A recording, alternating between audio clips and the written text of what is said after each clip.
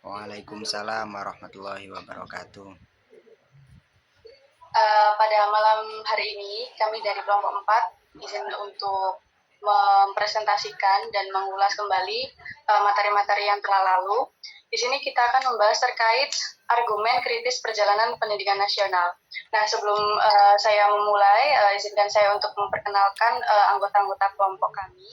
Yang pertama ada Mas Joni, Mas Adi, Mas Yudi, Mbak Mia, dan saya sendiri yang akan memoderatori presentasi pada malam hari ini. Oke, untuk pemateri yang pertama, waktu dan tempat, saya persilahkan. Baik, terima kasih saya ucapkan kepada moderator yang telah memberikan saya waktu untuk menyampaikan hasil dari diskusi kami, kelompok kami. Di sini saya akan menyampaikan bagaimana praktik pembelajaran yang membelenggu peserta didik dengan melihat perjalanan pendidikan nasional. Nah, yang akan saya sampaikan di sini terkait dengan belenggu yang terjadi sebelum kemerdekaan. Di sini ada dua yang akan saya sampaikan. Yang pertama adalah pendidikan di bawah pemerintahan kolonial, di mana dalam pemerintahan kolonial Belanda ini cenderung didesain untuk menghasilkan tenaga kerja yang sesuai dengan kebutuhan kolonial, seperti petani atau pekerja pabrik. Ini yang membatasi eksplorasi dan pengembangan diri peserta didik, sehingga dapat dikatakan dalam hal ini peserta didik tidak merdeka. Kemudian yang kedua adalah pendidikan hanya tersedia bagi mereka yang memiliki status sosial atau finansial yang tinggi. Dalam hal ini sudah jelas membatasi kemerdekaan peserta didik untuk mengakses pengetahuan dan peluang pendidikan. Mungkin hanya itu yang dapat saya sampaikan. Untuk pemateri selanjutnya, saya persilakan.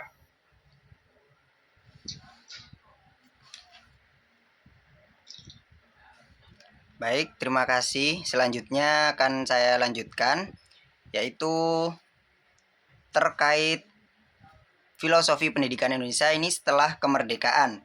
Di mana setelah kemerdekaan ini ada beberapa kendala dalam pendidikan di Indonesia. Pertama yaitu ketidaksetaraan akses pendidikan. Di mana ketidaksetaraan akses pendidikan ini sudah menjadi hal itu disebabkan beberapa faktor. Pertama, letak geografis di Indonesia, di mana salah satu faktor yang menyebabkan ketidaksetaraan akses pendidikan itu adalah ketidakmerataan distribusi sekolah di seluruh Indonesia. Contohnya saja yang ada di Papua atau Kalimantan, mungkin beberapa Kalimantan yang dekat kota masih bisa mengakses pendidikan, namun di daerah pedalaman itu masih belum bisa terakses pendidikan. Kemudian selain geografis, ketidaksetaraan akses pendidikan itu disebabkan dari sosial ekonominya, di mana terjadi perbedaan sosial ekonomi, khususnya yang di letak geografis tadi, yang di pedalaman dengan yang di dekat kota, itu jelas sosial ekonominya berbeda, sehingga banyak anak-anak yang kekurangan. Kemudian selain itu juga kurangnya fasilitas dan guru. Mengingat kondisi geografisnya seperti itu yang tidak merata, guru banyak yang minta untuk mengajar di daerah perkotaan karena fasilitas dan aksesnya itu mudah. Sedangkan yang di pedalaman ini masih banyak yang perlu untuk melewati sungai, melewati jalanan yang terjal seperti itu contohnya. Kemudian permasalahan di pendidikan setelah kemerdekaan yang kedua yaitu kurikulum yang terlalu berpusat, di mana kurikulum nasional yang terlalu terpusat dan kaku dapat menghambat kreativitas dan inovasi peserta didik serta guru dalam proses pembelajaran. pada dasarnya ini juga ada 3 faktor yang mempengaruhi kurikulum yang terlalu berpusat ini. Yang pertama adalah kurikulum nasional, di mana Indonesia ini memiliki kurikulum nasional yang diterapkan di seluruh negeri. Ini dapat membatasi fleksibilitas untuk mengadaptasi pendidikan sesuai dengan kebutuhan lokal. Jadi mengingat kebutuhan pendidikan di masing-masing tempat, khususnya di Indonesia ini ada beragam budaya, beragam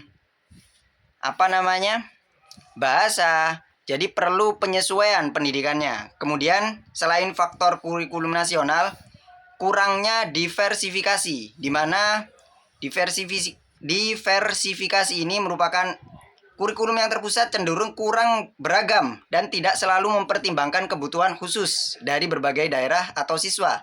Hal ini juga dapat menghambat pengembangan potensi dari individu atau potensi dari peserta didik. Dan faktor yang terakhir yaitu ketidaksesuaian dengan realitas lokal.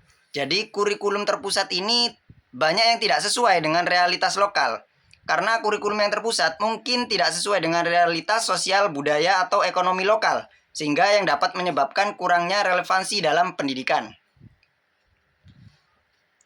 Untuk masalah pendidikan setelah kemerdekaan akan dilanjutkan oleh Mas Said Padli. Dipersilakan. Baik, terima kasih. Saya lanjutkan apa yang disampaikan oleh Mas Yudi tadi. Di sini pendidikan yang membelenggu setelah kemerdekaan ini yang ketiga adalah ujian standar yang berlebihan, mengarah pada pembelajaran yang hanya fokus pada persiapan ujian, mengakibatkan pengembangan keterampilan dan pemahaman yang lebih luas. Jadi di sini pendidikan yang dilakukan itu berpusat pada pencapaian ujian nasional. Bagaimana siswa bisa menyelesaikan ujian nasional.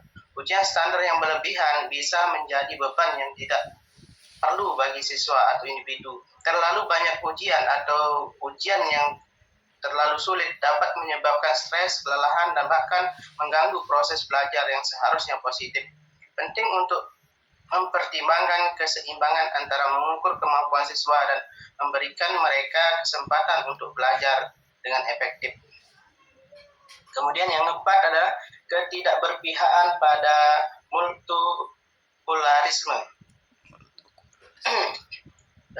Di sini maksudnya adalah membatasi kemerdekaan peserta didik untuk mengembangkan pemahaman yang lebih luas tentang masyarakat di Indonesia. Ketidakberpihakan pada keragaman budaya dan agama di dalam sistem pendidikan dapat membatasi kemerdekaan peserta didik untuk mengembangkan pemahaman yang lebih luas tentang masyarakat Indonesia. Mungkin demikian presentasi dari saya. Dilanjutkan kepada pemateri selanjutnya.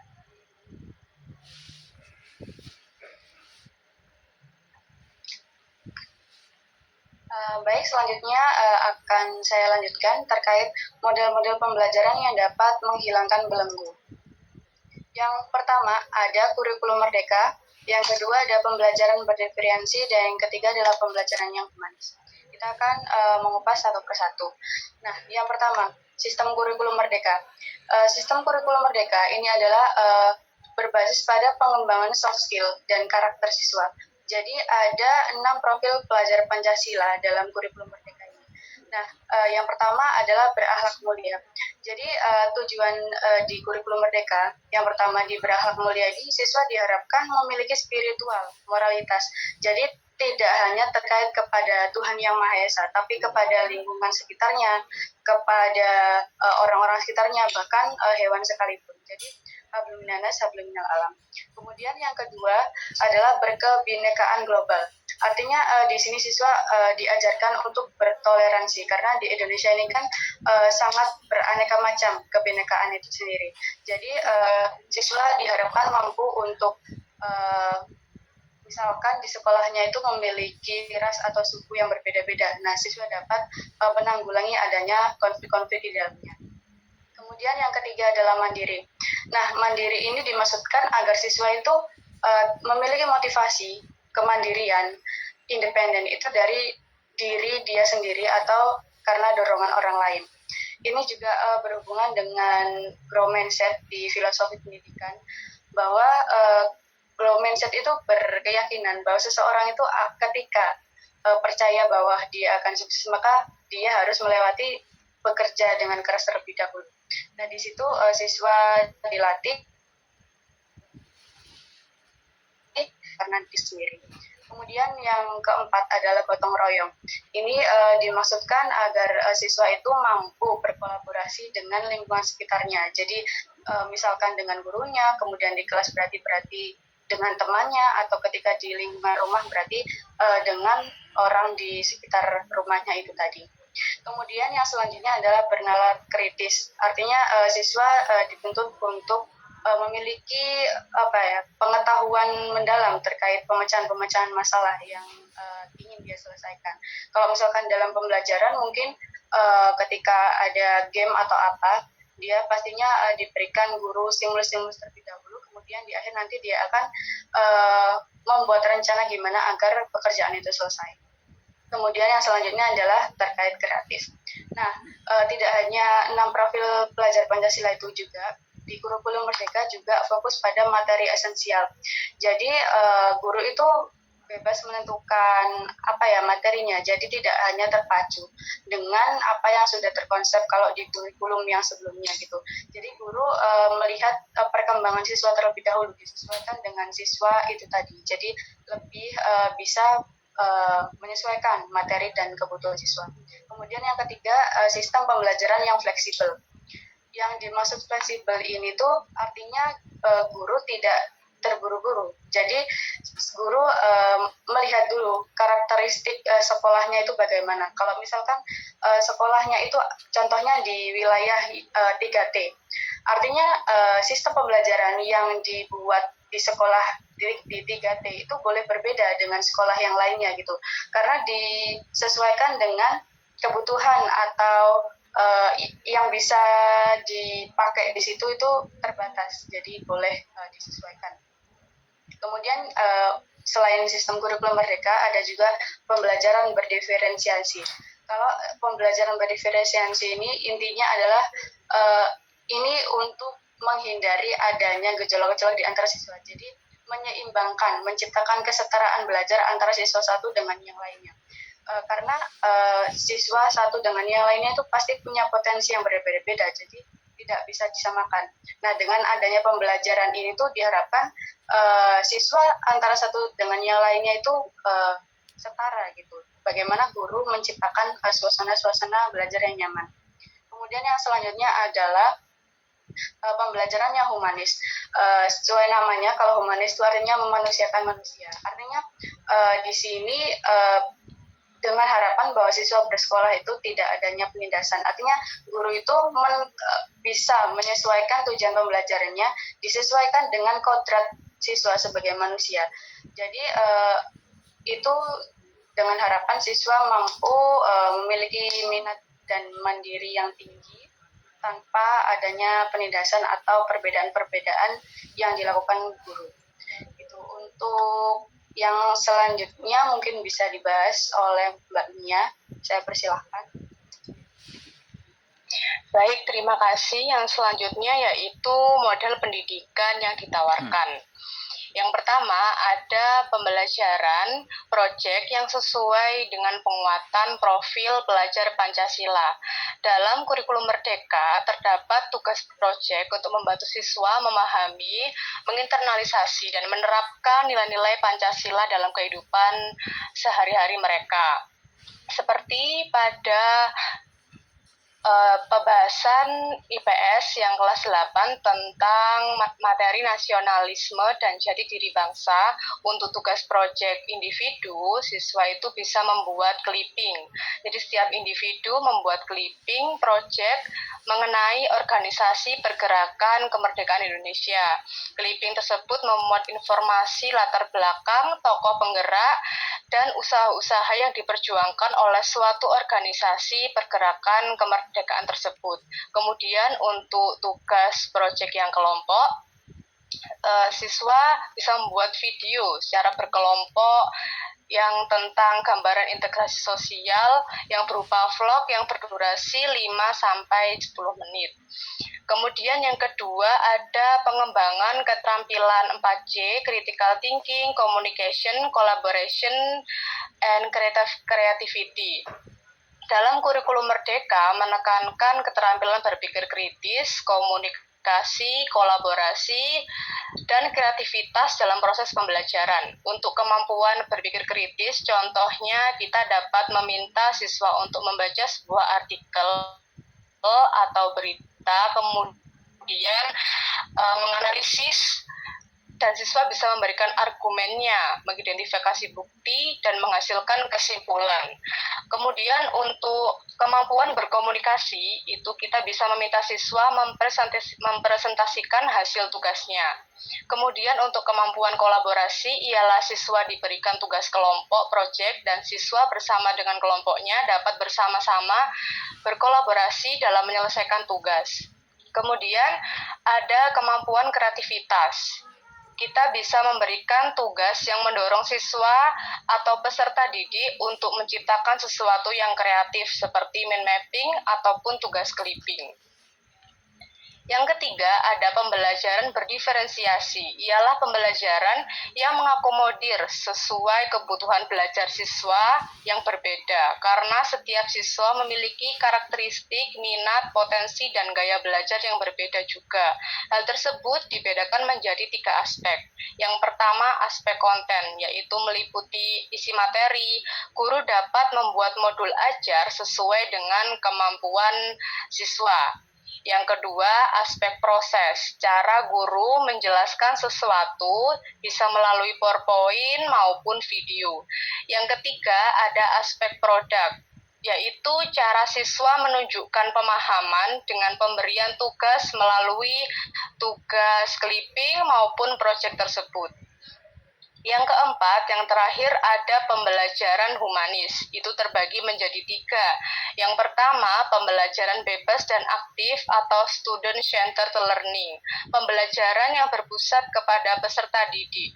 Dalam pembelajaran seperti ini, siswa aktif dalam pembelajaran, sementara guru berperan sebagai fasilitator atau pembimbing.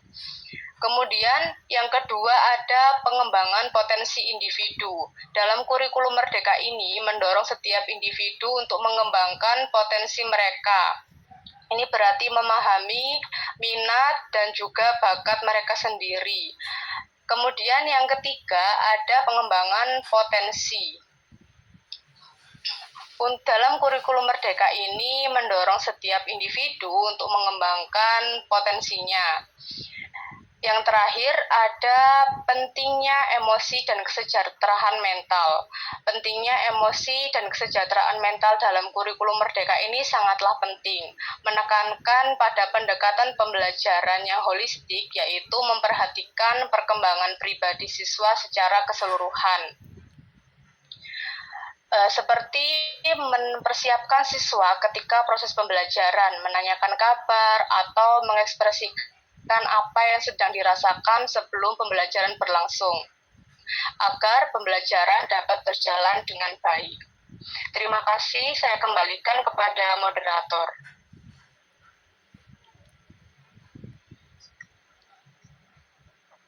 Baik, selesai sudah untuk presentasi dari kelompok 4. Yang dalam hal ini, karena saya moderator, izinkan saya untuk menutup presentasi kali ini. Semoga ilmu-ilmu yang telah dipaparkan oleh teman-teman saya dapat bermanfaat untuk audiens sekalian. Saya selaku moderator izin pamit dan mohon maaf apabila ada salah kata. Assalamualaikum warahmatullahi wabarakatuh. Waalaikumsalam warahmatullahi wabarakatuh. Waalaikumsalam warahmatullahi wabarakatuh. Waalaikumsalam warahmatullahi wabarakatuh.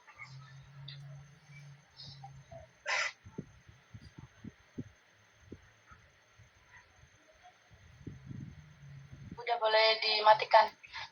Oh iya, terima kasih.